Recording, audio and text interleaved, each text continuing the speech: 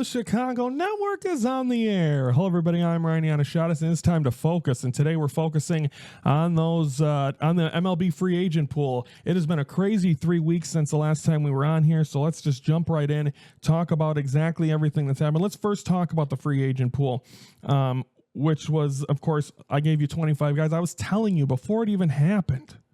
I was telling you where everyone was going. I hope you didn't put money on it because I was wrong in almost all of these. But Paul Goldschmidt signed with the Yankees. I had him going to the Diamondbacks. Eloy Jimenez, former White Sox. I had him going to the Marlins.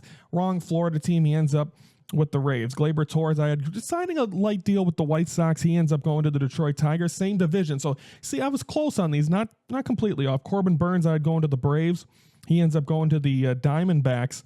And then to close things off, I had Josh Bell going to the Cardinals. Just give them something, and he ends up going to the Nationals. So my record as of right now, 2-10 in the MLB free agent pool, with still Anthony Rizzo, Yoan Moncada, Harrison Bader, Jerickson Profar, Anthony Santander, Jack Flaherty, Alex Bregman, and Pete Alonso. So there are some still big names out there, and I believe we'll be keeping you updated on that within the next few weeks. Now here's a bunch of other signings. Just as Hawk Harrelson used to say, sit back, relax, and strap it down, but I'm just obligated to have to tell you these.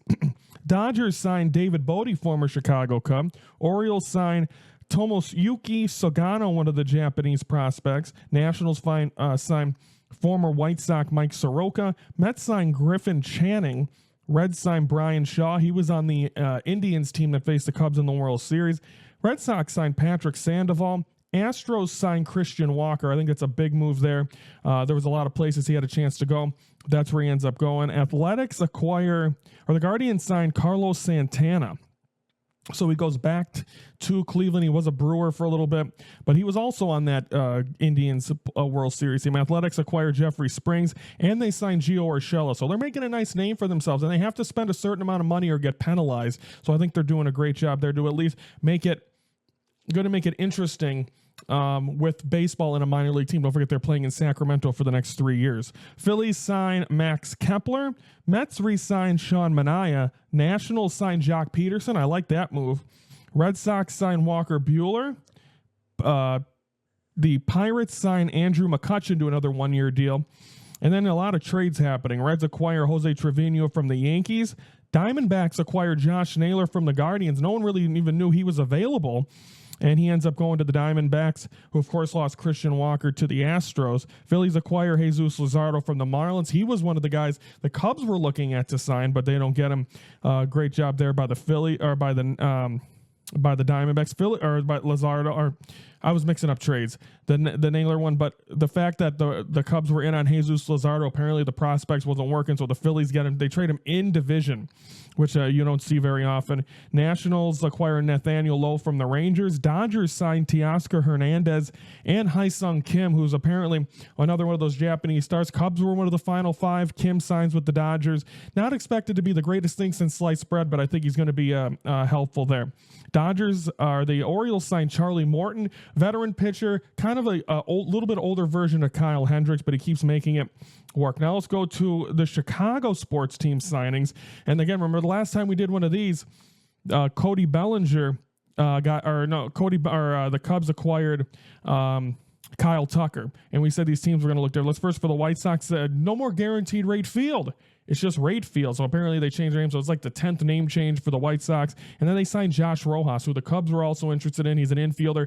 I think that adds a little spark. He's not a home run hitter, just a pepper schnaut, as my dad would say. So we'll see how that's able to go there. So that's for the White Sox. For the Cubs, they signed catcher Carson Kelly.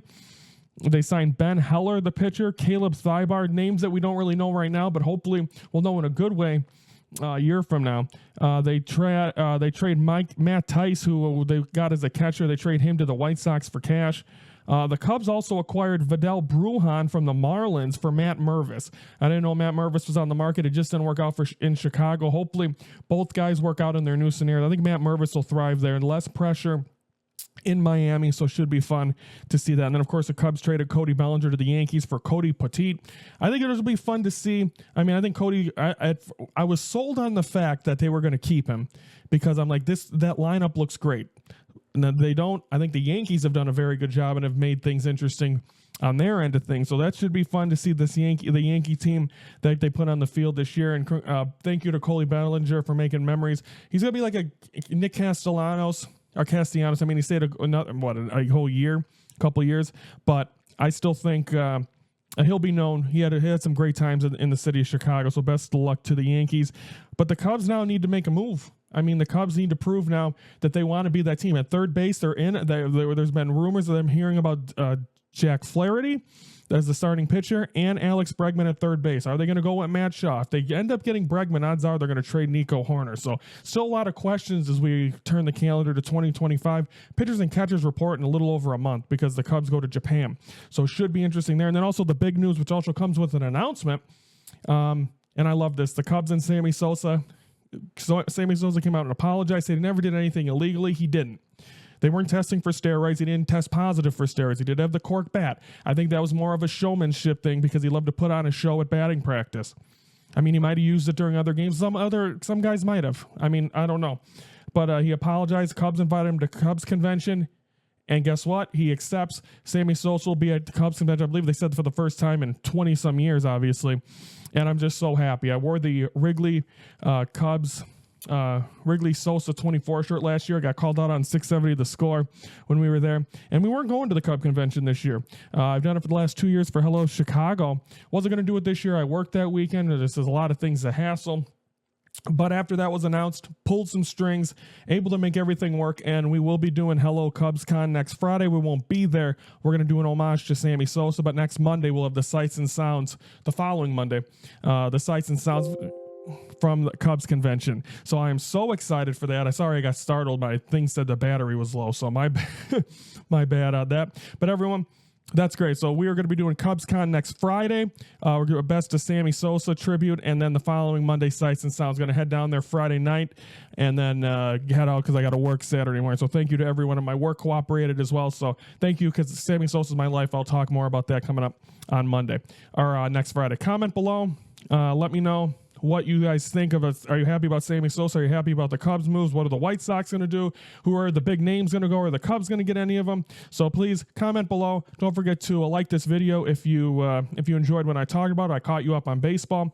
And also subscribe to the Hello Chicago Network YouTube channel every Monday through Friday, 3:12 Central. We focus on Chicago sports or thereabouts of sports because Chicago sports suck. Okay, that'll do it for us. Tomorrow, we are going to update you on the Bulls and Blackhawks. It hasn't been pretty, guys, so we're going to have to get through that. We'll try to polish the turd the best we can. I'm Ryan Yanishadas from the Hello Chicago Network, and we're the focus of Chicago sports.